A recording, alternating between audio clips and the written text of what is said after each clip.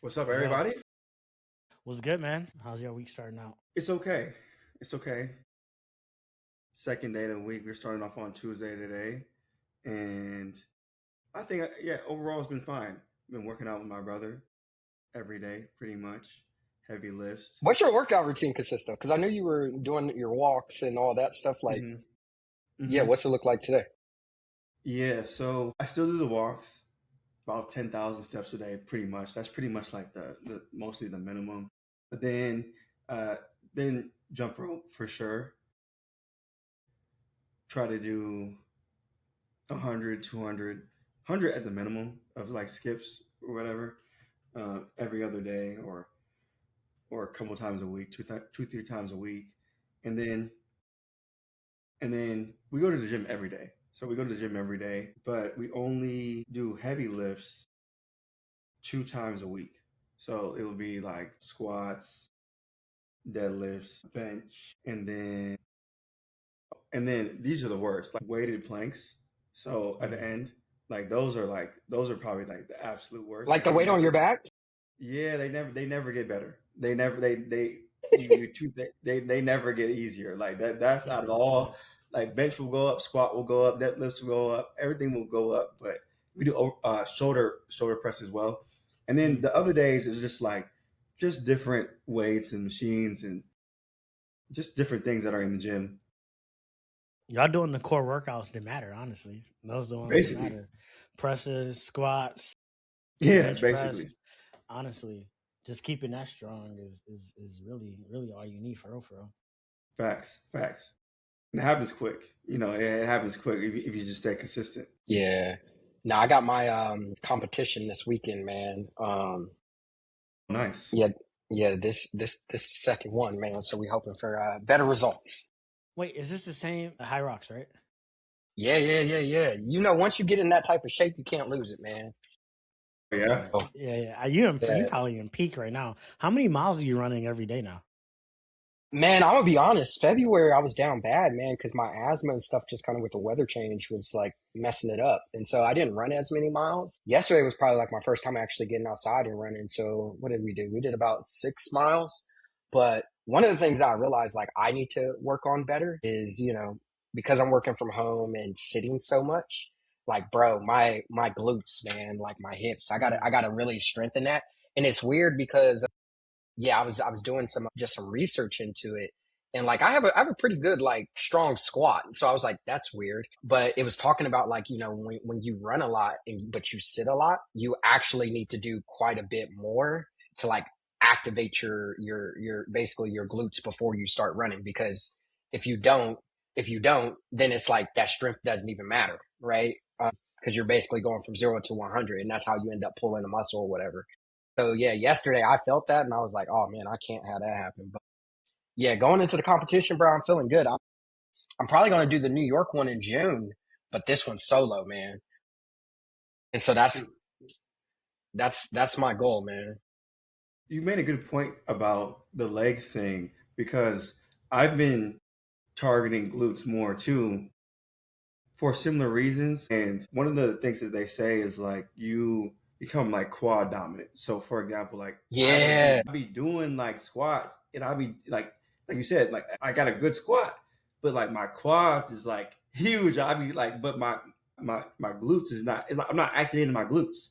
So yeah, that's an important thing. I didn't realize the connection between maybe like sitting down, but all I knew was that my glutes weren't connected. Like I didn't feel like I had like real connection there. So yeah, yeah, yeah, yeah. It's, have you heard of, I think it's called horse squat? no, I haven't heard of that. I might have to look that up. So Yeah, it's yeah. actually, I'm gonna if look it you've up. actually seen like karate folks or whatever, where they squat down and then they I've bring their seen hand. these. Yeah, I've yeah, seen yeah. these. Basically that's a horse squat. It's like a super wide, like Yeah, so legged you can squat with get your like toes yeah, out. yeah, Yeah, yeah, yeah. And so, but that is really good for like your hips because with yeah. all the sitting down that you do, your pelvis rotates out of place. Yeah, Yeah, yeah, yeah. So that can cause a lot of back pain and all that other stuff. So this helps basically realign it. And so like I've been doing that like every morning, probably like 3 sets of 30 seconds. And like okay. bro, it's crazy how you feel such a difference in the small things, man. Like, Right. yeah, so I would definitely recommend that as well. Nice. Definitely adding that to the rotation for sure, man. Where y'all want to start? We got a lot of stuff on the docket today. We can start with the sad war or start with the hyped up numbers because we got some crazy numbers to talk about. Let's just start with the war stuff, get it out of the way, because I feel like it's been going on and most of the narrative is pretty much the same, although there are some new pieces. Yeah, I'm thinking we start there. Okay. Okay. Yeah, Rodney, you want to take that one? You got some numbers for what's happening, right? I'll just start with just one thing, and then I'll let y'all run with this. We have officially sent over 3,500 troops to the Middle East, and it looks like we're preparing for an invasion of Iran. Pretty much what I've heard. I think there's other things that we want to get into a little bit more detail, but I think what I heard too is in total, maybe, I don't know, Brylan, you might have more insight, but what I heard in total is that there's like 50,000 US troops, I think, in that area. Yeah. Right now.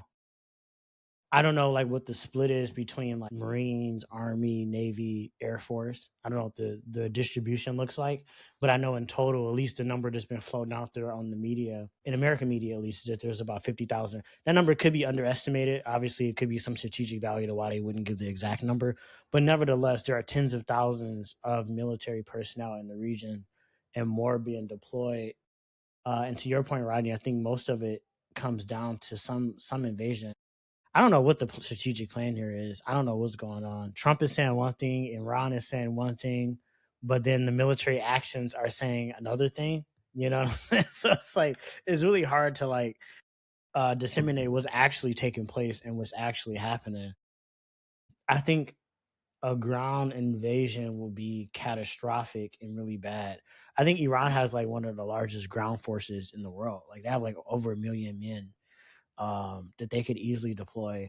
They obviously are really good at creating ballistic missiles, drones, all type of things that unfortunately our systems don't always stop in this entirely.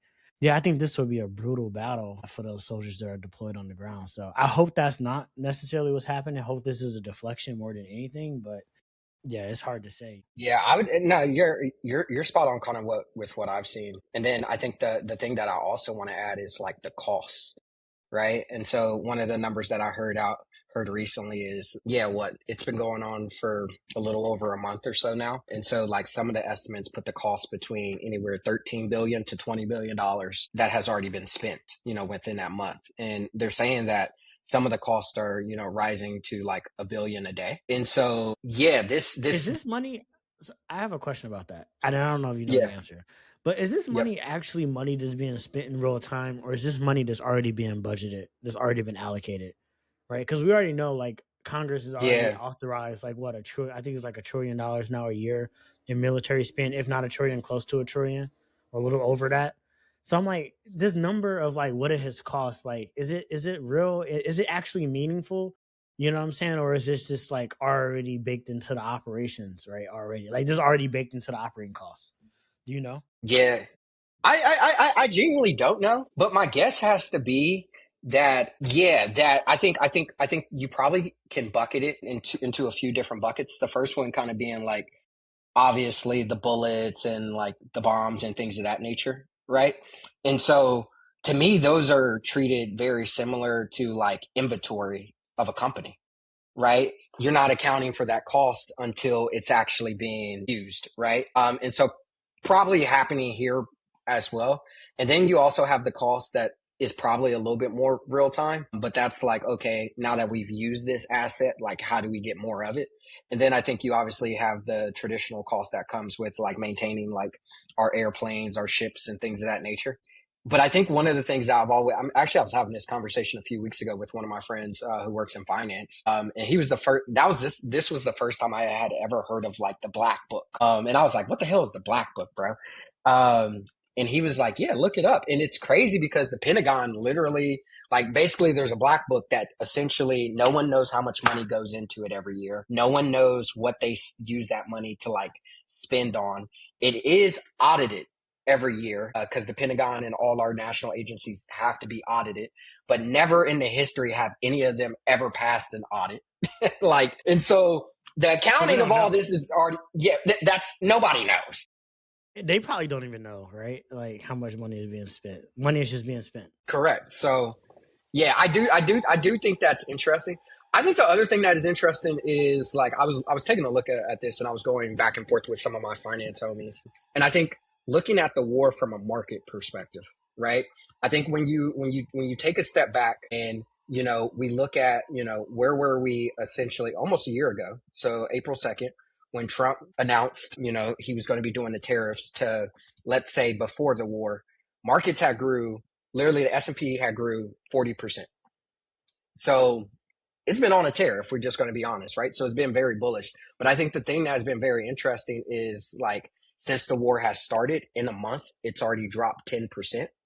And the thing that has been intriguing is it's been this tug of war. And like I pay attention to it every day where like you hear this narrative of like the war impacting the everyday consumer. And I forget the guy who's on Trump's administration who came out and was like, markets are doing great, but consumers are going to get hit. Like, and they'll figure it out, which is like, bro, majority of America are consumers, right? Like, if we're just going to be real.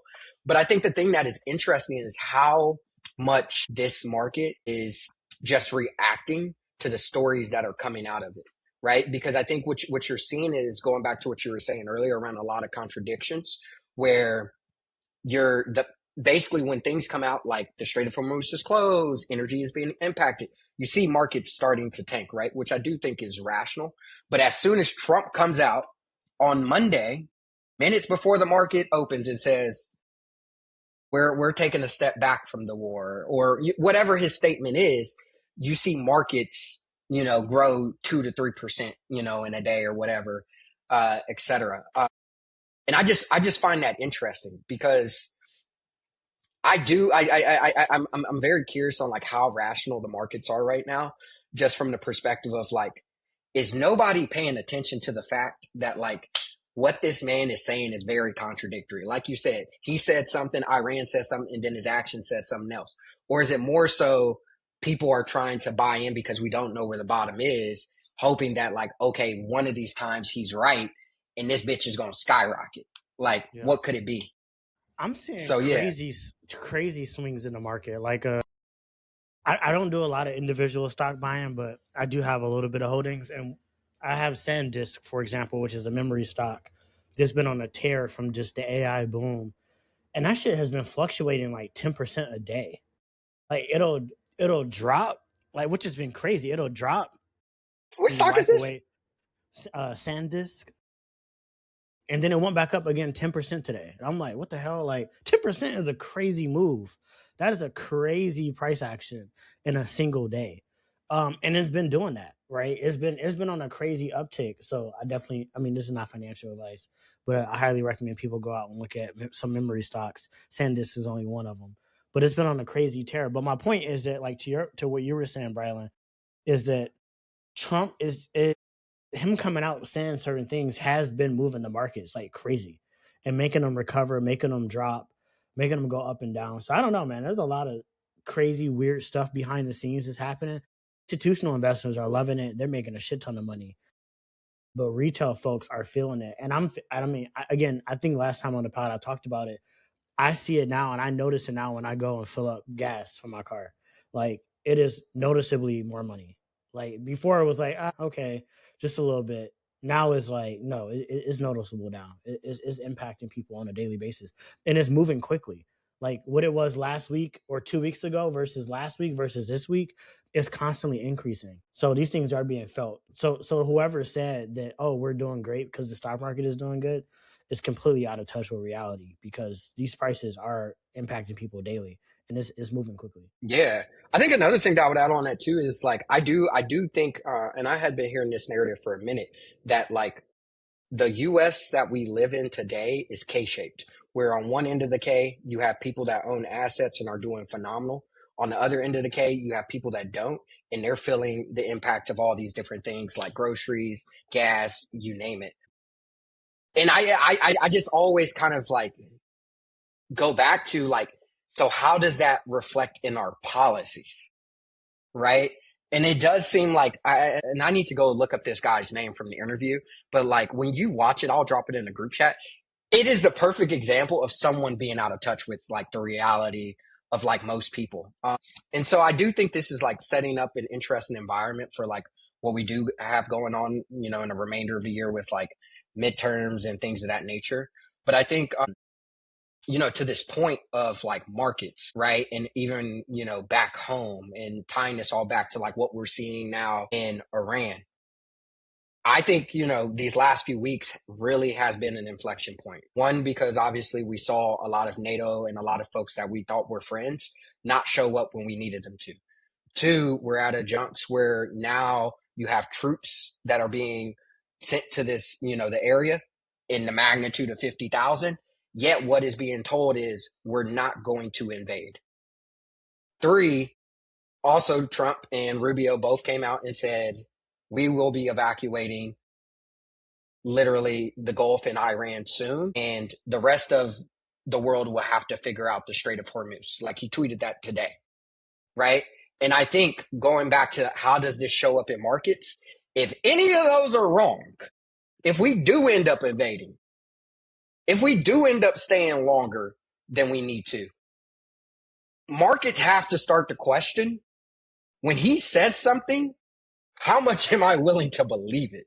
Right? Because I do think one, what could be happening is like, once again, you have people that are right now that are trying to, stocks are on discount right now. If they're right now, they're on discount. So people are buying it that way.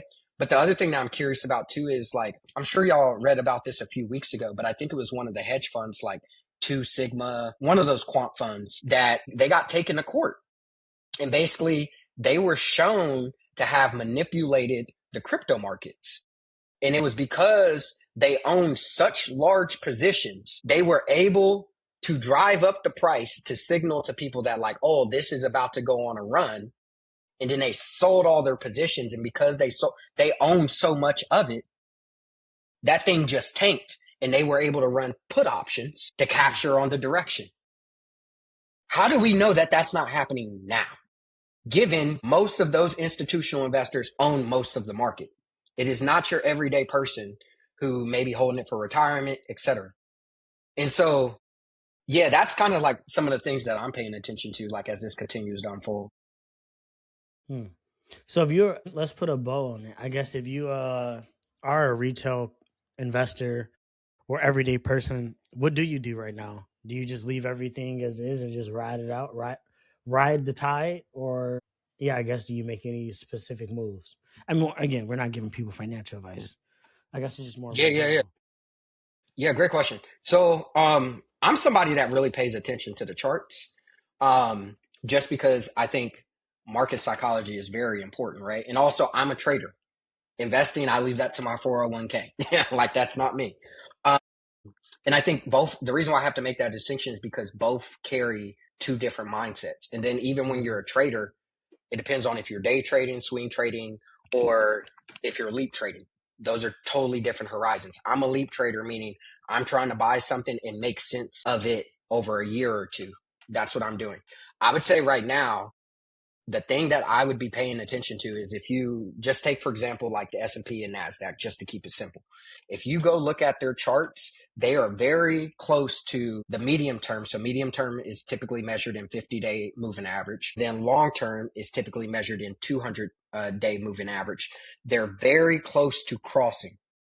When you have the short term, then cross into the medium term, oftentimes that leads to like a very like, months period of bearish direction. So right now, like when you go look at those charts, and I have it pulled up right now, the prices have dropped below the 200-day moving average. And the reason why that's important is because if you literally when I was looking at SanDisk, right, and I had that chart pulled up, to me, if I was looking at SanDisk, I'm like, SanDisk right now is at an inflection point, because literally what you see the stock doing over the last year is touching that 50-day moving average. So that average was the floor. And so I would probably have some confidence that like, even with the stock being down, I'm continuing to buy in this because its floor has been strong in the medium term. I would say I personally would probably be looking at specific plays. Like I have a few theses. The first one is obviously going to be AI infrastructure. The most obvious one is probably going to be NVIDIA, but also I do like the SMH and like just seeing how that plays out because you can basket everything if you don't want to go deep into it. The second thing that I would say is energy. Like all of this is tying back to energy, but I think what you have to pair energy with is metals. Right now, what is happening in the market is you had gold taken off. You had gold, silver, copper, a bunch of ton of those metals taken off over the last year. They have significantly dropped in the last month since this war has started, and it has confused people because typically in war, people go to safe havens, right? Because of inflation and things of that nature. If you go look at the charts are just telling you they're just testing the old floor. Like that is what is happening right now. And so I would probably be looking at getting back into those because the reality is China's not going to stop buying gold because they want to switch their currencies. We need all these metals for AI, so demand is still going to be there. It may not be there right now. And so these would be some of the things that I would be looking into. And then, yeah, I haven't looked at Uber in a minute, but Uber, I'm looking at Uber when it comes to like just what is happening at the intersection of AI, transportation, and like our world in general. So those would be some of the things I would be looking at and paying attention to and just looking at the charts to like confirm it. For sure, for sure. No, those are all good insights, man. All right, where we want to go next? Okay, well, Nick Shirley, Los Angeles. In Los Angeles, Nick Shirley. So, real quick, Nick Shirley is this young dude this young kid who has been uncovering fraud in America. I think he started in Minnesota and he's now mostly in California and he's uncovering a lot of crazy fraud in Los Angeles. So essentially, he's claiming that there's over $170 million of fraud in LA. Some people are projecting those numbers to be a lot bigger than that. However, let me kind of break down some of the schemes that were showing up.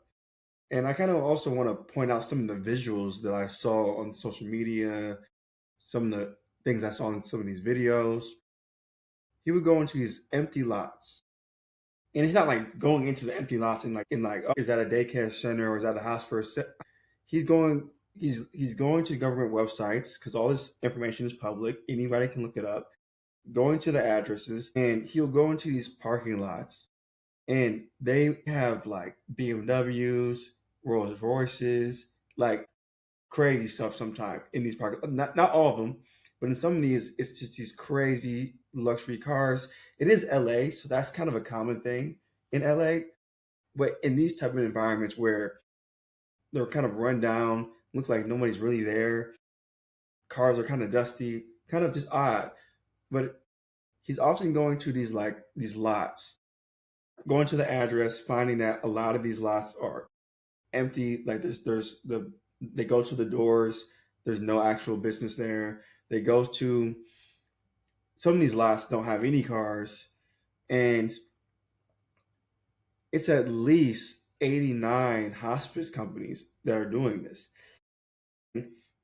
And there's also even more. CBS found over 700 of 1,800 of LA's hospice had red flags that could potentially be fraud. And this is important because LA has more hospice dollars coming in, or California has more hospice dollars coming in than nearly 80% of the rest of the country. And that's like a ridiculous number. And California is huge, probably the biggest state, if not top three biggest states in the country, but that's an astronomical number. And I know I haven't said it exactly, but for those that don't know, hospice is essentially when the hospital has determined you're probably not going to make it, or you're going to need constant hospital care outside of the hospital. Usually is when you have a terminal illness of some sort, and they funded this stuff. And a little bit more detail too is that they would sometimes pay elderly people for their information so that they can use those to bill the government. sometimes they would trick elderly people into getting their medical identifier number or whatever the exact number is so that they can turn around and have these organizations, these buildings that have an address, and then they start billing hospice, and then they just take the money. There's nobody, and some of these people have houses. They pull up. Nick has pulled up to their house, and they're like, "I had no idea. Like I'm alive. I'm doing fine. I'm alive. I'm doing fine. I have a house, but their number is being charged." And I'm sure that some of these people were maybe not even alive. There'll be some of these numbers, and they're getting charged. This is kind of a big deal. Not even kind of. It is a big deal. But the question is, though, is like, I mean, there's many questions, but one of my questions would be, how can how can the system be so just fragmented, or this could even happen? It's you would think that some of these systems will be more tied together, so that this couldn't even happen to begin with. I'm not trying to take away the responsibility of these individuals that are scamming tax dollars and taking away hundreds of millions, potentially billions of dollars that could be used towards more important services. Yeah, that's crazy, Matt. I wasn't as caught up on exactly what was happening in California. I knew he had exposed some fraud, so I figured it was a continuation of Minnesota, but I didn't know the details. So that's actually very interesting. And that's only in Los Angeles, right? So we're not even talking about other areas in California. That's only in LA. So I can only imagine what it looks like across the entire state of California. Yeah, exactly. Like it's probably Facts. insane. I think part of it is, I mean, again, you never know, right? I think it's multifaceted, but I think part of it is like the incentive side of it, right? Which is government funding to a lot of organizations. The government makes it so easy, right? Yes. For commercial businesses to be able to work directly with them to deploy capital. So for example, I've been able to work with the federal government to secure an SBA loan. So typically how that works is the federal government is securing a certain amount of capital for a bank. They might insure, let's say, 80% of the loan, right? So, from a bank perspective, the risk that they're taking to deploy capital to a business like myself is minimum, right? Because 80% of that loan, if I default on that loan, is automatically going to be paid for by the federal government, right? So the risk that they're taking on is just smaller, right? That's just one example of how federal funds work, right? But when they work, when you're talking about like to nonprofits or whatever the case may be, usually there's a mandate that those funds have to be deployed. They have to be spent, right? They have to be distributed. And I think because of that need to, have to mentality, unfortunately, it seemed like it's been easier than ever to get access to those funds. And because there's not like a risk side to it, because again, these are federally backed funds, right? It's not like it's their money. It's not like it's money coming from the city, right? A lot of this is coming from the state or federal government. I feel like there's just a lack of oversight. There's just a speed or need to like deploy capital because then you can go and get more money, right? That's kind of like the incentive. It's like, well, I'm not going to give you money if you haven't deployed the money I already given you, right? But if I see you deploying the capital and then you come back and you request some more money, then it's like, all right, then obviously there's a need because you've been able to find a home for that capital. But if you haven't been able to find a home for it, then what am I going to give you more money for? Right. And so I think you get in this cycle of like the incentives are forcing this fast deployment of capital without proper checks and balances. And then the more you deploy, the more capital you can secure. And it just lowers the barriers. And unfortunately, it's just rampant through the system. But nevertheless, I think Nick Shirley is a hero. He is a journalist. I'm gonna give him the title that other folks won't give it to him because maybe he don't have the press credentials. He is a journalist. He is doing the work of journalists in this country. This is the purest journalism there is, which is exposing corruption and fraud to everyday working people who, unfortunately, at the end of the day, it does become their money because if this is state money or federal money, then this is tax-based money. So if you work a job and pay taxes, then this is your money. And we all should be concerned about that. But nevertheless, I think what he's doing is noble. And I hope he gets more backing and more resources to go and find and uncover fraud that's happening at the state level in California, but in other states as well. I think he should come to Texas, Florida, Michigan, Ohio, all these states, because there's probably tons of fraud that need to be exposed. I think he should run it up. I think he should run it up. This young guy, I don't know what made him do this. I know initially with Minnesota, maybe it seemed maybe that he was doing it at a time where he was playing into I think he was miscast early on in the early stages of it because Minnesota had so much things going on with that whole conflict down there in the National Guard, and I think he got thrown into that bucket of. But when you look at the fraud that's in LA, it has no gender, it has no ethnicity, it has no color. These are like, for example, there was one LA building that had 89 hospice companies.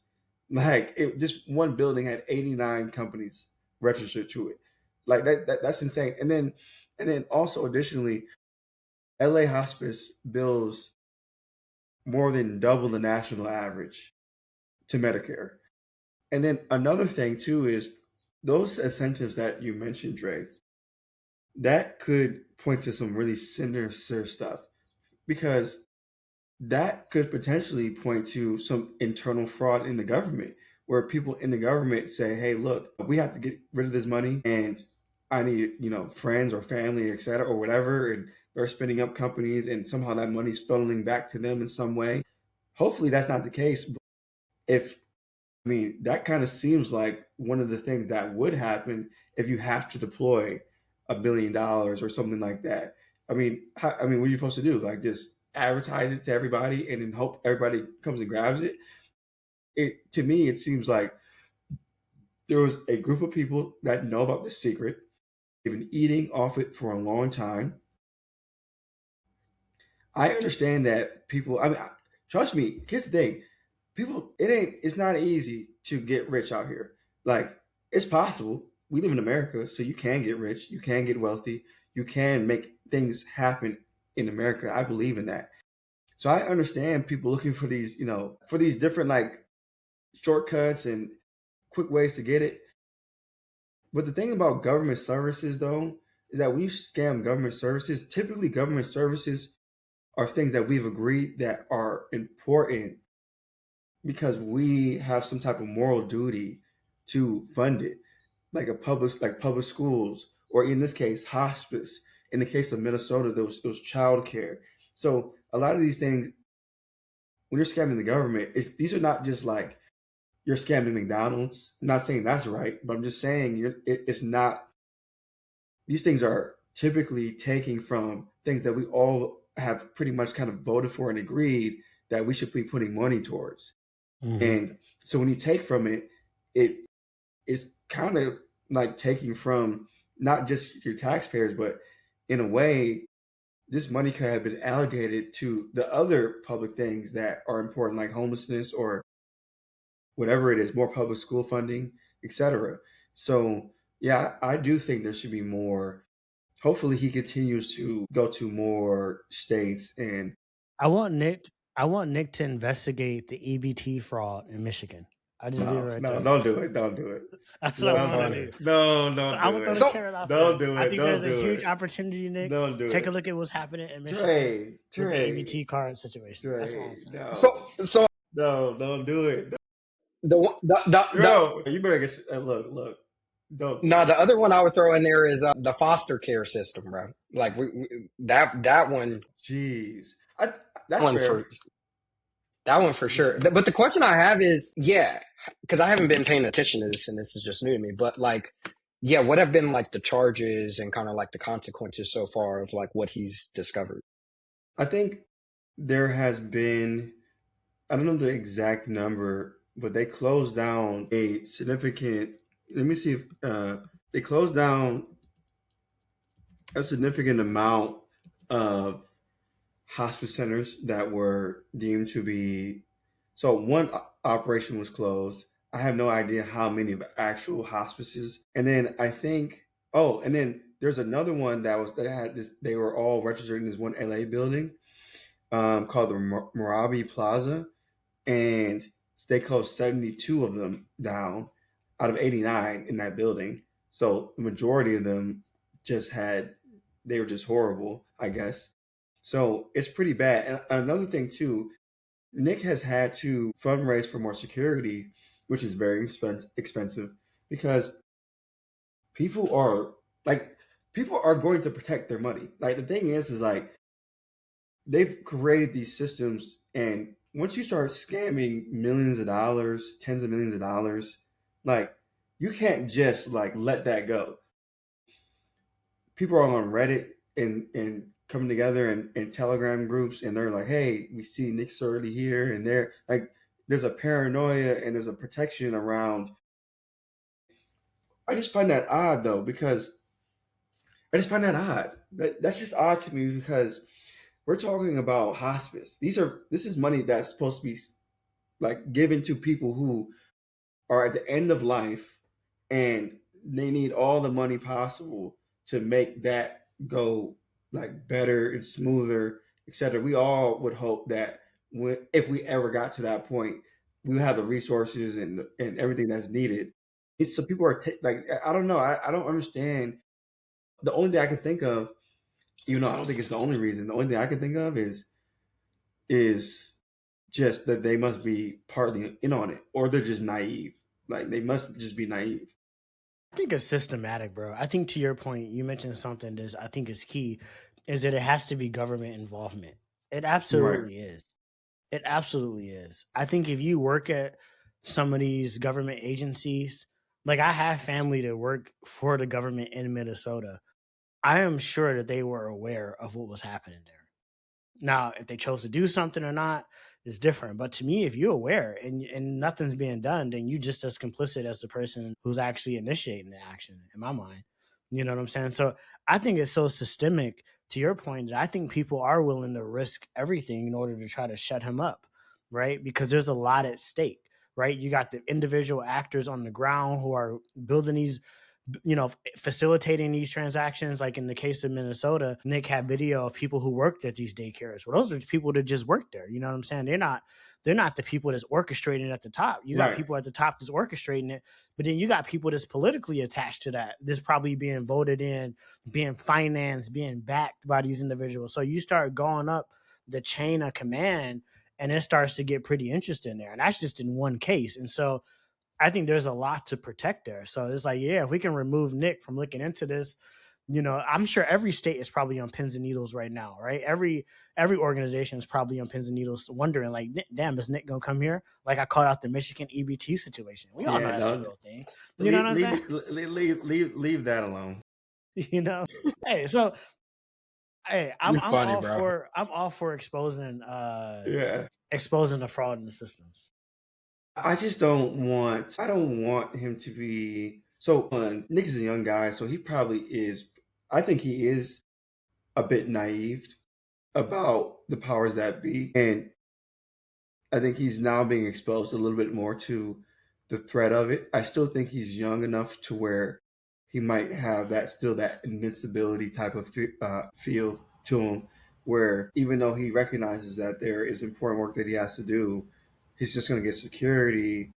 But I think if it's as deep as we're essentially alluding to, that security is, I mean, that helps, but like, like if it's as deep as what we're talking about, like It's not gonna get that it done. It's not gonna yeah, get it done. that ain't he should leave it alone. He should really leave it alone, because So the thing that I'm curious about is because I was just looking this up, but in California, what they had said, this is kind of what Newsom put out, but they said before Nick had came, they were basically already doing their investigations, like they were already on it.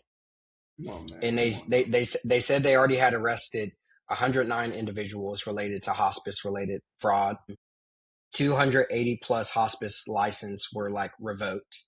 And literally days before that video dropped, they had already had arrested 7 people like in that area who had billed $3.2 million in fake services. And then they arrested another woman who was recently sentenced to 3 years in federal prison, $14 million hospice fraud in LA. And so that's what California, and it seems like Newsom is coming out and saying. It's like, we basically were already doing it. Like, here are the numbers showing we are already doing Newsom it. was saving face. Newsom was Yeah. saving face. There's absolutely, let's just be honest here. Yep. How is a government site or government paperwork or anything allowing almost 100 hospice sites in one building. This, like, we can, like, I build software for a living, right? I build tech. I build these systems for a living. I understand how they work. You can write one line of code that pops that up as a red flag. One line of code, one line of code. If you don't know, if you're listening, even if you don't know what code is, one line of code would have prevented, would have at least have said, pay attention to these, pay attention to these. Maybe don't crack down the hammer immediately, but maybe you should take a look at these because Flag it. yeah, this is not usual, right? So Newsom, what he's really doing, If address is used more than 5 times. right? Yeah, if there's more than 5 companies in the address, flag it for human review, and then now the reviewer, if he accepts that, then you going down. You're going down. Yeah. You're gonna have to explain why there's so many. This is just as simply just not giving a fuck about people's tax dollars. This is not giving a fuck about the money that people are putting towards good causes. By the way, we're talking about good causes. By the way, we're talking about causes that we have all agreed that should come out of our taxes. Everybody talks about this stuff. We all talk about this stuff. Democrats, Republicans, everybody always is like, man, what are my taxes going to?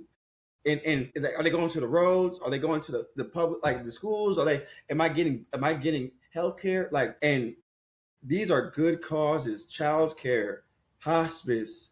These are good causes. These are not like you're taking, these have a special place in people's hearts, I think. Personally, like that's what I think. So hopefully, What? Go ahead. I want to add something to this because it's funny that we even brought in like the software angle because it really is that freaking simple. It's one But it actually gets me thinking that this was literally a few years ago. Yeah, my ex, her dad is really big within like the probation system in Oakland, right? Oh, wow. And so he basically he owns a ton of real estate, and basically through the church and the real estate, he offers a lot of like a post reconciliation kind of like housing and stuff for folks. And so they came to him with the project. And essentially what the probation officers in the city of Oakland were trying to do was build a system. It was basically a CRM to better, one, track like all the information because they were still doing this by hand. And then two, basically onboard all the different vendors that, it could be, helping them get healthcare, helping them, find employment after this stuff, whatever, into this one system because it was like fragmented all over the place. And basically they put out a bid for the project. So there were a multitude of folks that were working on the project. I kid you not, bro. I'll never forget when we went. They had a day where they went through the proposals and TLDR, like the city ended up like canceling the project, but I'm pretty confident we would have won this.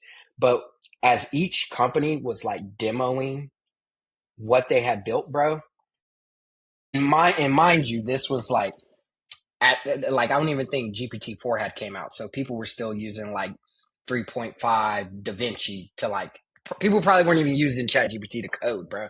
But when I was seeing these projects, bro, and just like it was random folks out of like the middle of fucking South Dakota or Utah that were like that was what their business was. They would identify these niche projects and like just bid on them, bro. People building software, I would probably say for state and especially for local, they're not building the best software, bro. So it honestly does not surprise me that these type of like things that are just like obvious to us aren't obvious to them, because even the people who are judging these projects, they don't have the background knowledge that we have to critique it. And honestly, most of them don't even really truly understand their use case or the experience to really fulfill that use case. They're just tech. We probably need this. We probably need to fork up more money for higher technical talent in the government, and we just need to do it and get it over with. The reason why the best talent is not coming to the government to work, or if they are, they're not there for that long, And as you mentioned too, these are just contracts that people are fulfilling. That the money is not big enough for the smartest people and the most talented people, and there's not enough. This is not enough. And I think that if we're going to be paying for software and whatnot through the government, then we should be knowing that it's quality. That it's quality. The government shouldn't be paying for nonsense. It just shouldn't. This is a story that we're going to follow. Like Nick's what he's doing. I think he is not who he initially who they were trying to paint him as in the Minnesota conflict, because it kind of turned into a political thing. I think it turned into a I think it also turned into ethnicity thing where he's trying to find Somalis and stuff like that. And he seems to be just primarily focused on fraud. He doesn't care who you are, your background, your age, your gender, your ethnicity, etc. He's just saying, "Hey, look, like I'm just trying to figure out why is it so easy? I can literally just go on a site and then pull up to this building." And they're so arrogant that they will literally have empty offices. Like in some cases, they'll have luxury cars gathering dust, Rolls Royces, luxury cars in a parking lot for hospice. So like there's a level of arrogance there that comes from being comfortable and honestly not thinking they'll get caught. They're just not thinking they're going to get caught. And so that's actually was actually probably making it easy for him to. It doesn't even seem like he's trying that hard. It kind of seems like he's just showing up, and so it's not even that hard. So I'm looking forward to seeing more of this get shut down at the same time. So anybody that's doing fraud right now, if you happen to hear this, pull that back, and maybe they might spare you. If you're doing if you're doing if you've made 200,000, just quit while you're ahead. Say like just quit while you're ahead. We've all seen the drug dealer stories. We've all some of us know. Some of us know some of these people personally. Don't let that greed get to you. You eventually the greed will do you in. Just stop. You up. You good. Just like even with the PPP loans. Look, I understand, guys. Get the money. Get it. They made it easy. Grab it. But you notice that some people they ain't gonna let off the hook. Everybody they ain't gonna let off the hook. Like some people really went down for those PPP loans. So, and I'm not even condoning this stuff. I'm just saying if you already don't want that path because you're desperate or whatever the case is, just stop. Stop now. Nick is out there, and honestly, he's getting so much attention. It wouldn't shock me if more journalists started doing this as well. So we do have more to talk about. Man, let's switch gears to where y'all want to go. Y'all want to Favorite? OpenAI? Yeah. We gotta So go on to that. This is the largest private funding round in history. Their last funding round, I think, was set a record. Was the largest. But this one was even bigger. This was the big dog in the room. So they raised just announced today $122 billion funding round at a post valuation of $840 billion. 900 million weekly active users of ChatGPT, 50 million paid subscribers, about 2 billion in revenue a month is what they're earning right now, which is crazy. And I mean, the people that really matter in tech are involved in this round. Microsoft, of course, is involved. Amazon, I think, put the most. They put $50 billion into it. SoftBank also co-led the round. They put in $30 billion. NVIDIA is committing $30 billion into it as well. A16Z is involved. Microsoft again is involved. All the big PE firms are involved. I think there's some BlackRock involved. Everybody's involved. Everybody who's anybody wanted to be involved in this round. Again, you don't raise $122 billion in a private market and not have the most sophisticated institutional investors behind you. But nevertheless, this is the largest private round in of funding in history. The last record, I believe it was $40 billion. And again, this one is $122 billion. And their whole case is they're investing in more infrastructure. That's going to help lower costs. Lower costs is going to lead to more usage. More usage allows them to better invest in the product. And you just continue this flywheel.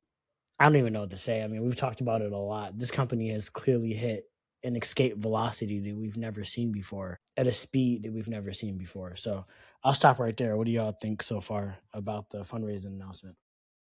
this is going to turn into like do the podcast. We do it for an hour, and we've been doing it for about 50 minutes so far. But this conversation is going to turn into it's going to go left.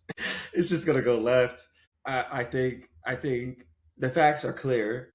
This is the largest private funding round in history. It's unprecedented. You've never been seen before. It's not just and it's not just valuation. As Dre said, there is $2 billion being made per month, or so in other words, $24 billion per year being made. And that's if assuming that there's no growth each month.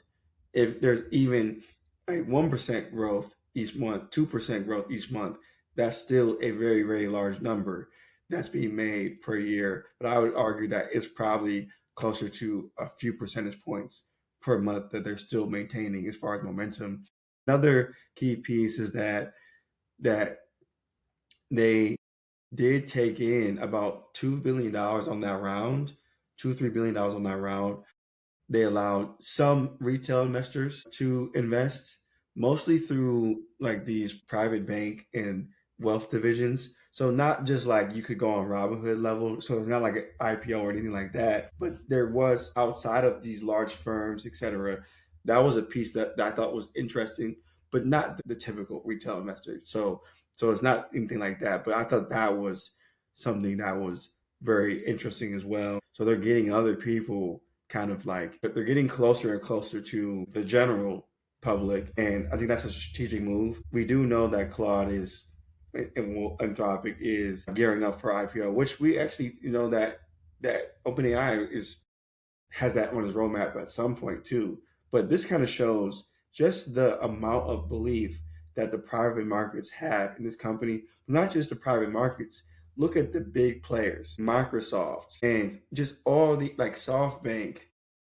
Pretty much every tier one fund that you can think of is backing OpenAI. And this is not a guarantee of success, but this type of funding round is a marker of success, is undeniable. So, like I said before, I suspect this conversation is going to go left because Brylan is going to, I don't know what he's going to say, but I'm going to give him, I'm going to give him, I'm going to give him, because I don't know what he's going to say, but I look forward to seeing his response to all this stuff. Yeah. I'm gonna be honest. This round is quite impressive, to say the least. I mean, raising that kind of money is not easy. I think the fact that they have achieved that, and even the previous one of raising $40 million, definitely is not easy. And I mean, yeah, hands down, I don't think anyone can argue that they have like the most dominant consumer product, right? Now, with that being said, Okay.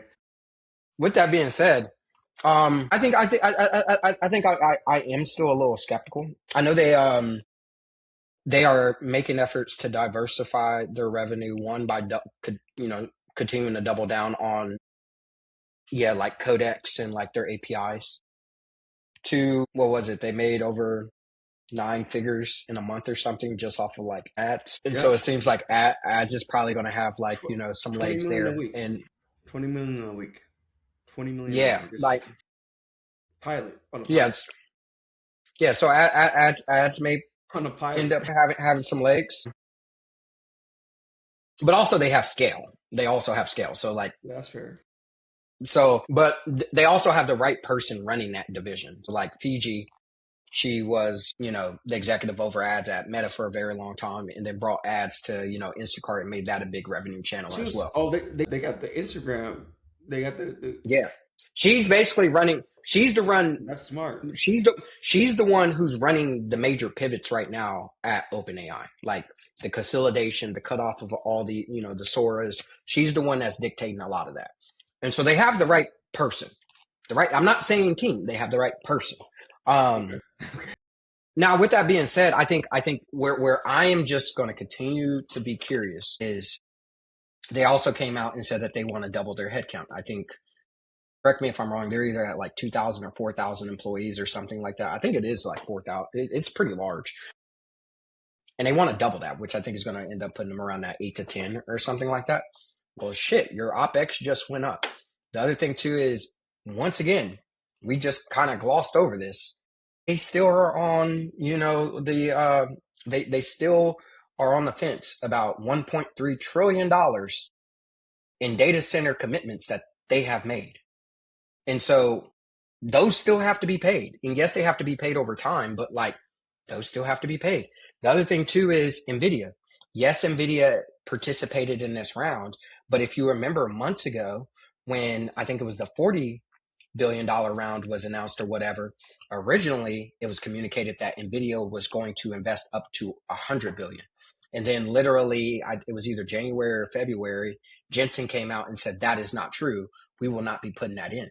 So yes, NVIDIA participated, but they participated at less than half of what they were originally committing to. And then the other thing that is very interesting about this too is, like, I think you're now starting to deal with a different ballpark of investors, where I think when you usually hear about startups, and this is why I would argue that OpenAI is not a startup, that investors have to make 10x their money. When I am playing the growth game, which is what the stage they're at, borderline IPO, I don't need to 10x my money for my return to be good for my institutional investors. Because once again, if you think about it from the perspective of like, this is going to be a company that will IPO at, maybe north of $1 trillion. Shit. If I own 10% of $1 trillion, I got $100 billion back. A to Z, Co2, you name it. Their small positions is going to return that fund regardless. And so I don't know, like, I actually want to question how much of this is a bet on the belief of the company versus like, this is just a good bet as an investor because the narrative is so strong. You're like, here in a few months, you're going to be looking like the greatest because that return is going to come back and it's going to return the whole fund. And so how much of it is a math play versus like a fundamental technology and business and go-to-market motion that is really building this gigantic machine that over time is really going to be against that. And the reason why I would call that out is, once again, all these, like, what is very interesting is all these investors, I would probably say outside of Andreessen Horowitz, are not investors, are all investors in Anthropic. NVIDIA, Amazon, Microsoft, Co2. Co2 even had a slide that was leaked that showed that, like, they literally communicated this to their LPs. They anticipate Anthropic getting to $26 billion in revenue by the end of the year. So that $26 billion in revenue would surpass OpenAI. And so you have a company that literally just co-led the round say, we anticipate the competitor passing you. And then on top of that, you have them going back and telling the people who's funding and giving them their money, saying, we anticipate Anthropic being profitable in 2027, mid 2027. Okay. Now, OpenAI, they once again, because they're in it, because they're, hold on, I got a caveat. Because they're an investor in OpenAI, they could have sold a similar story to their LPs. We don't know. All that was leaked was what they're telling about Anthropic. And so I think we got to be a little skeptical, because I think if I'm an investor and I'm looking at returning money back to my LP so I can go get some more, this is a good math. It's the math. How many software companies that are doing 20 billion plus in revenue? How many? Go ahead and run that through Perplexity real quick. We should get an answer back real quick. Go ahead and run that through Perplexity. Let's do it. Let's see what it come back with. What does it say? How many companies are? You said 20 billion. 20 billion. We don't even need to look at the private markets, because ain't nobody in the private markets even doing that. Less than 10. So we just talking public companies at this point. Perplexity should have all this data, right? They got the best models. They got the finance. So what did it say? What did it come back with? Let's just see. They said there are about 10 to 15. So you have obviously your big ones: Microsoft, Oracle, Adobe, Salesforce. Okay. Actually, those are the. Oh, yeah. It's a very few, right? Very few. Okay. So I don't care what the thesis is. If you are an investor and you have the opportunity to invest and one of the fastest growing company in history. But more importantly, it is rising up to become potentially the largest software company in the world. You're not putting your money in that? Like I said, if I'm an investor, I'm just asking the question. no. As an investor, Simple, yes or as no. an investor, yes, I'm putting my money in because the math makes sense. Right. Right.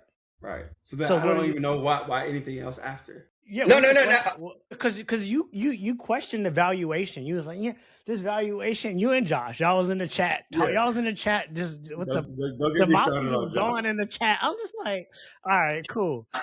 These Hey, niggas man, I was doing trying to 20, stir y'all up. bro. They doing 25 billion in revenue. What are we talking about? I would argue that the valuation I would argue that they're actually undervalued. The trajectory is clearly there. There are only a few companies that are even in that tier of revenue. That is a top tier. We've never seen that before. They clearly have the revenue. The losses don't even matter to me because, again, it's self-inflicted to a degree. That they're intentionally taking these losses for the purposes of growing revenue. This is obviously why they're doing that. So that doesn't. What matters is growth and momentum, and we all know that. So if you got 25 billion in revenue, you have a momentum and a growth curve that just is, I mean, it just far outsees the competition, right? And we talked about this last time. They're playing a different game to me than what Anthropic is playing. So I don't care what OpenAI does. From everything they've done so far, tactically has seemed to yield the right results. The textbook results that we as any founders would want to achieve. And we should just highlight that. We should just commend that. There's no need to hate on that. There's no need to bash that. There's no need to treat that any other way. That is spectacular results on any metric, on any scale, at any time of day. We've all been founders, and we would all kill to be in the position that Sam is in because, I mean, it's the best position to be in. He's one of the greatest founders there is, period. I do find it strange how people, I find it strange with this whole thing, right?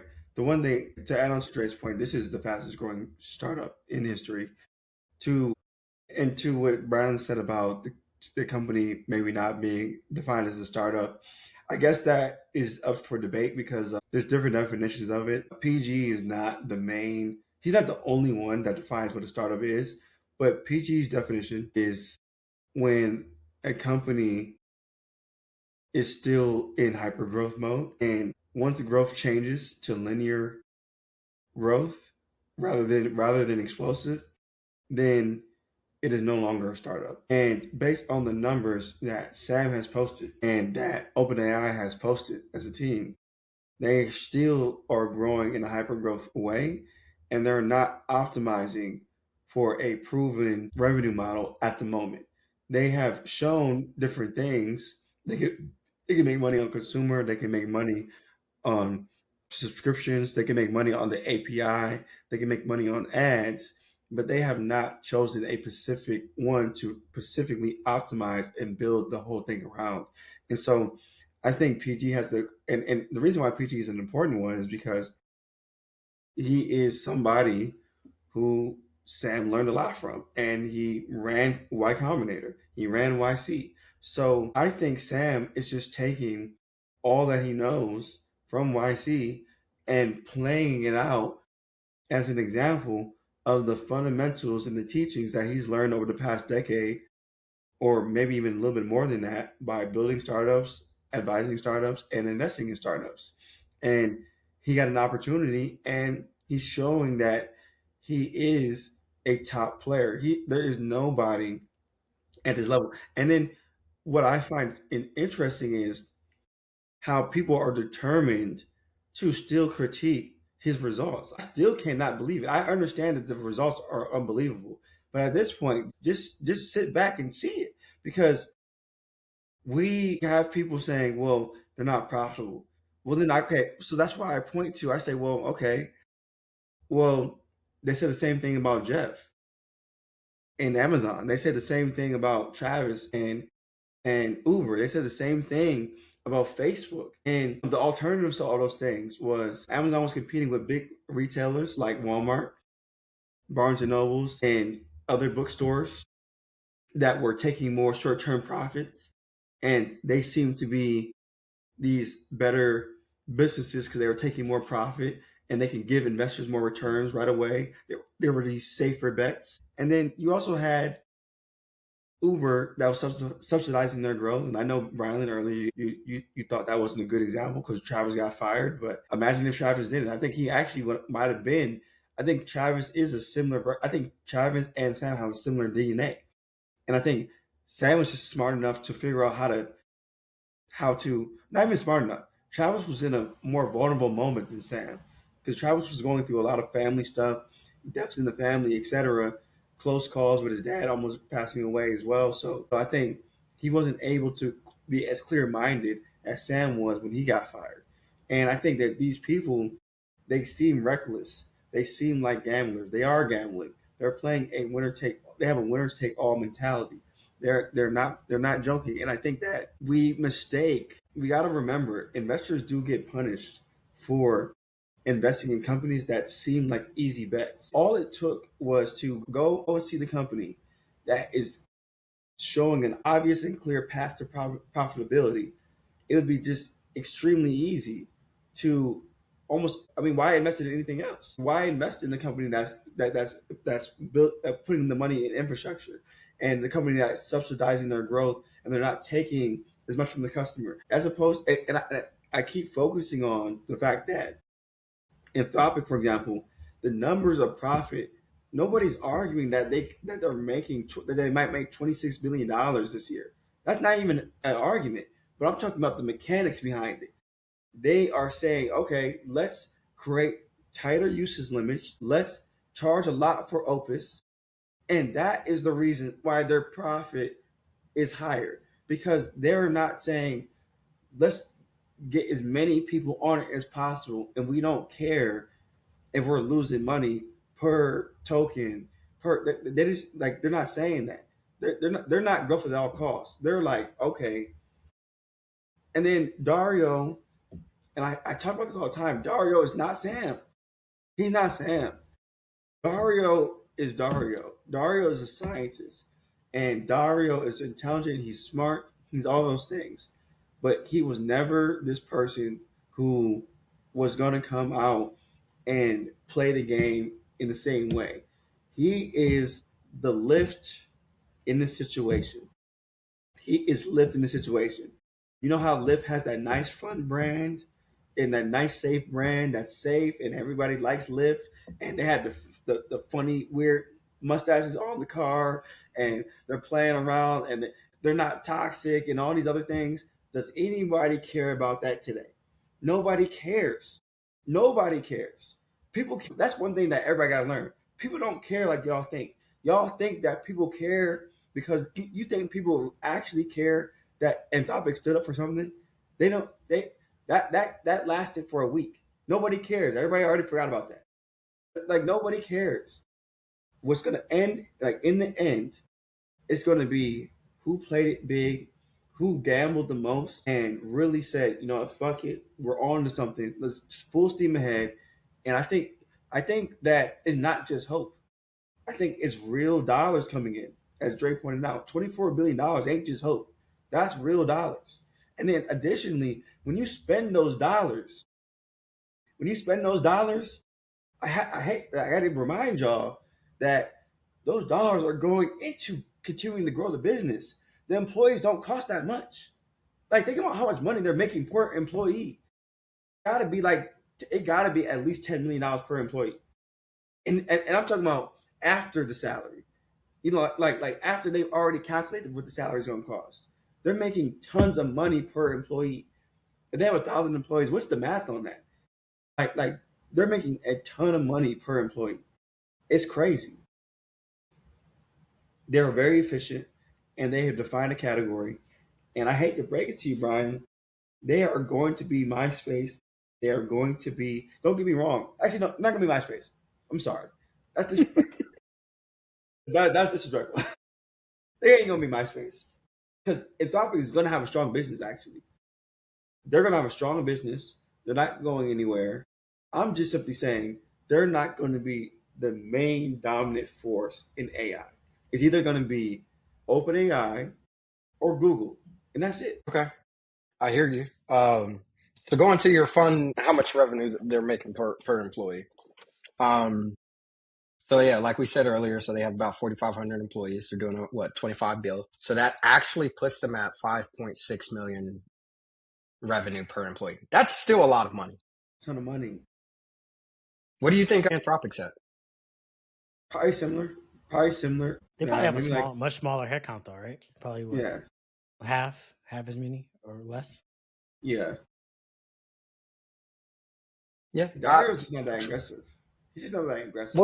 Well, try double. Try double. They're Sam is doing a nice little 5.6 revenue. That's nice. You talking about double per employee? That's nice. Yeah. So Anthropic is doing 12.7 million. But you don't never. And then, but know what you never do though? You always conveniently. Hold up. No, hold on. They have a third of the employees OpenAI has. You doing this on the doing similar revenue. You this in the chat. Bro, their revenue. We talking about it, bro. Their revenue is not similar. Stop. 19. It just was reported 19 billion. No, that's to the 24 billion we just did the math on. But Brylan, why do you keep ignoring this one simple? You keep because if you were to acknowledge this, you would. It's about efficiency. I know. It's showing up. If you were to acknowledge this one fact, everything will fall apart, and that's why you keep dodging it. This is one. What's the one fact? This is the one fact. Claude and Anthropic. Anthropic is charging more for their model. And additionally, Claude has tighter usage limit.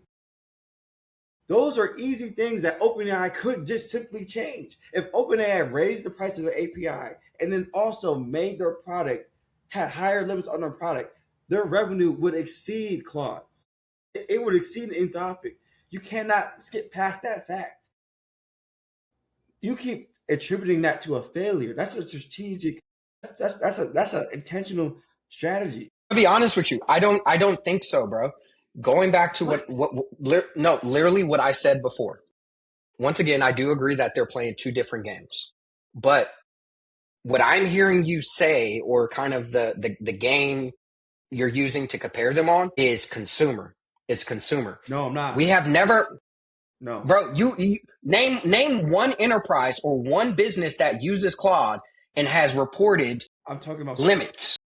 I'm talking about systemic. Well, first of all, I don't know. Every enterprise has different pricing. It's not. Anthropic is actually. No, I'm saying limits. Has any of these companies came out and said, "Hey, I ran into a Claude limit, and I have the business plan, or I'm an enterprise on whatever." The thing is, not a single one. We only talk about limits in terms of consumers. You would be 100% right in terms of OpenAI if they implemented what Claude has in terms of limits and higher pricing on consumer. You're 100% right. You're 100% right. But the reason why it wouldn't work for OpenAI is because their audience isn't trained to experience that. Anthropic's trained you from day one. The issue is that this. You can reach limits on the enterprise plan. You may not be hearing about that, but you can do it. I cannot speak on exactly how I know that, but I think that's easily to verify. The second thing is that API cost, and that's something that you're skipping over. Claude Opus is significantly more expensive per token than GPT 5.4, and especially in coding, it doesn't perform as well in coding and is not as fast. But it is a high quality model, but it's very expensive, and so they're getting tons of money off these API costs. But Claude Code. But why do you think? Why do you think that is? Why do you think that is? It's a quality model. It's a quality model. I mean, no. If we zoom out and look at the finance, once again, this dude told us the equation. He said when you have this money, OpenAI from raising the price. No. We're at the price level. We got to zoom out to the CapEx. You have a decision to make in terms of, do you want to spend that CapEx on training or do you want to spend it on inference? Most of their money right now is going towards training. And there is a reason why Claude has not only caught up, but people would probably argue that OpenAI has lost its lead when it's come to model quality. They're playing two totally different games when it even comes to capital allocation, because the reality is, even if you allocate a lot of money towards inference and you buy these chips, these chips depreciate fast. And so I think it's a lot more complicated than just like there's usage or like, oh, there's price. Yes, that is the simple revenue, but there's like, you have to take into consideration like the investment that they're making and at that scale in the infrastructure required to train and serve these type of models. They're just making a bigger bet right now on that, like they can continue, and it's working because we can just go look at the numbers and look at the narrative and look at the trends that they are out innovating OpenAI right now, and it's showing up in terms of the products and the models that they're releasing. Have those limits changed much? Probably not. But at some point, trust and believe, when they flip that switch, they will be able to flip that switch, but it will be done economically, and that will matter. Arguably, 5.4 is on number one on the benchmarks, arguably, especially in the coding category, and it's also cheaper. So, are we really talking about benchmarks now? I'm just saying. But I mean, because it's hard, because it's like we could, otherwise we're going to be talking about subjective. Like if we're talking about model quality, right? It's like, what should we talk about? No, let's talk about numbers. Like, actually, let's just ask Drake. Drake told us at the beginning he was adopting Anthropic. Because I'm not going to speak for Drake, but let me just say my guess of why that is. Because Claude has a good product, right? But I've told you 1,000 times that this is not about Claude having a good product. They have a good product and a great business. OpenAI, you cannot answer. If OpenAI is charged? What is stopping OpenAI? Yes. This isn't stopping OpenAI, but it's a very crucial decision that we're seeing. The assumption is they are continuing to double down on their edge being awareness and the fact that they have so many people across the globe that are using it. Anthropic is going to have a tough time catching up to 900 billion a week. That's just real. That's just real. And so because they're in that position, they cannot afford to take budget from inference and put it towards modeling. The only way they could continue. They can't afford it. That's what you got going on. Sure. They just raised this large round, and so maybe money goes towards that. But I'm willing to bet, based off of just this narrative that they just said, maybe where'd the money go? It's going towards inference, because the reality is, if you won anything that's necessary, that's the war chest. No. It's going towards inference, bro. No, bro. You're being too targeted. It's going towards infrastructure, and infrastructure to them will be however way they see it fit. But you have to look at it is it being going towards infrastructure? No, bro. It doesn't matter. It's however way. No, you're not listening, bro. It's however way they see fit. It's simple. It is however way they see fit, Brylan. You don't think Let's get specific. Brylan, you don't think they're smart enough to understand the depreciation of the chips they're buying? You don't think they're smart enough to understand where they should allocate capital? Sam is one of the best fucking capital allocators we've ever seen. What more do you need to see other than the man that raises $122 billion and you trying to tell him how he should allocate capital? Yes, that's what he's saying. That is true. Bro, he is trying to tell me. That is true. Stop it. You don't get that is true. $2 billion if you don't know how to allocate capital. So all the assumptions you're making, unfortunately, are wrong. They will make the right decisions that they need to make because they've done it so far. You don't get to this point if you aren't, Brylan. You have to acknowledge that. It doesn't, and I can respect the speculation you're making, but you have to believe these are sophisticated individuals. These are not people that are going to blow $100 million on an asset that they know is depreciating and not think, oh shit, we got to invest in the other side of the infrastructure. Bro, come on. This shit is already figured out, bro. You don't get to that level without it. Yeah. Like, just give them the benefit of the doubt of that. Like, just give them that benefit. So that's the one thing. I understand. You know what that is too? You're right, Dre. Brylan is just skeptical because what we're seeing is so unprecedented. It's like and I get it. It's hard to believe. You gotta have skeptics in the room. I get it. At every point, you gotta have some people that's like, wait a minute, is this actually real? Is this actually happening? But I think at some point we got to give credit where credit is due. In order to get to where they got to, you are amazing at allocating capital. Otherwise, they wouldn't have done it. Otherwise, are we saying A16Z is stupid? Are we saying the people at Code 2 are stupid? Are we saying BlackRock is stupid? Is NVIDIA stupid? Is Microsoft stupid? Everybody's stupid. Everybody in the room is an idiot. Come on, man. Like, we know that's not true. We know that's not true. Bro, I would agree with that. And Tommy's gonna have a good business. Now, Sam may not. I'm not saying Sam is the smartest person in the room. I'm not saying that. He might not be. But there are other highly intelligent people in the room as well. And we got to give them the benefit of the doubt. They know how to allocate capital. You don't get to this point if you don't know how to allocate capital. We've never seen it. You don't get here if you don't know how to do that. That is skill number one. No, you're spot on. You're spot on. But I think specifically how they allocate it is going to end up mattering in the long run. 100%. And I think going back, what I said, that's why I think this is so much. He's raising so much. It gives them the freedom to say, you know what? Okay, we messing up over here. Let's put some bread over here. When you have hundreds of billions and you're also making $2 billion a month. Yeah. You have the freedom to say, you know what? Okay, the strategy that we were doing that month ain't working. So you know what? We got $100-something billion. Let's go ahead and put. It's not as if they're capital constrained. See, my thought is Dario is moving more responsible, and that's actually going to hurt him. I actually think that's going to hurt him. See, the reason why the Travis Kalanick's get taken down and fired is because they seem reckless. They seem out of control. So people don't like that.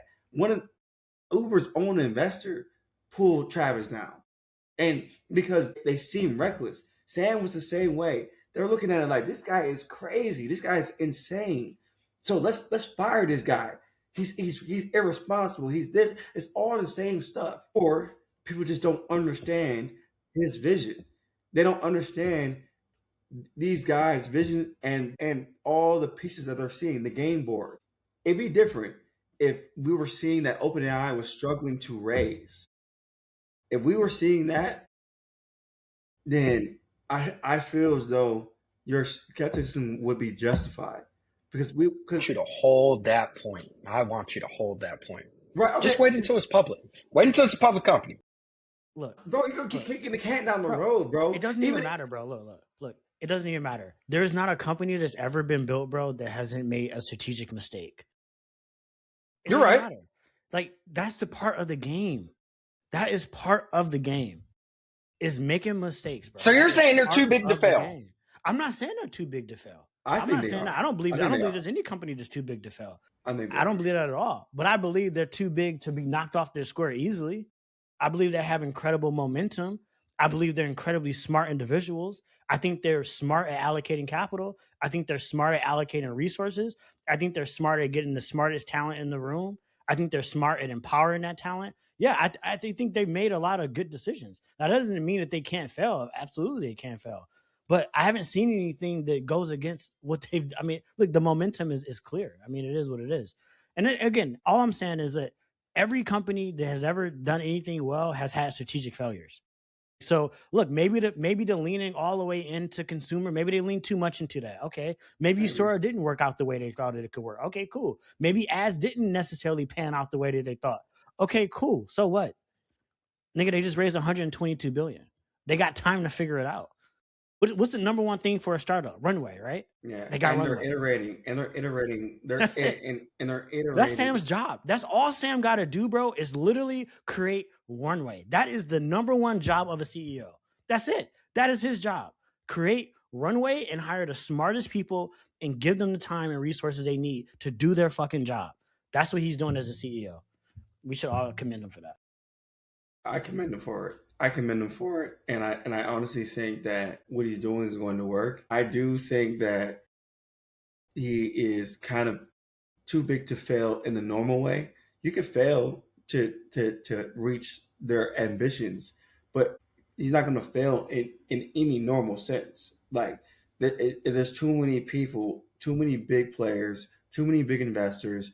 The whole tech scene is invested in the success of these guys. You know, so it's I can't see it. And then there is this situation where what if that's what's holding them up? So, and And so like the one thing I noticed is that when OpenAI does the right thing, the people on the outside are still critical. So for example, they drop Sora, right? It's like, oh look, they dropped Sora, they failing. It's like that is the right move. If something is not working, drop it. Why? What? It's like if they do the right thing, is looked at as, oh look, that's proof that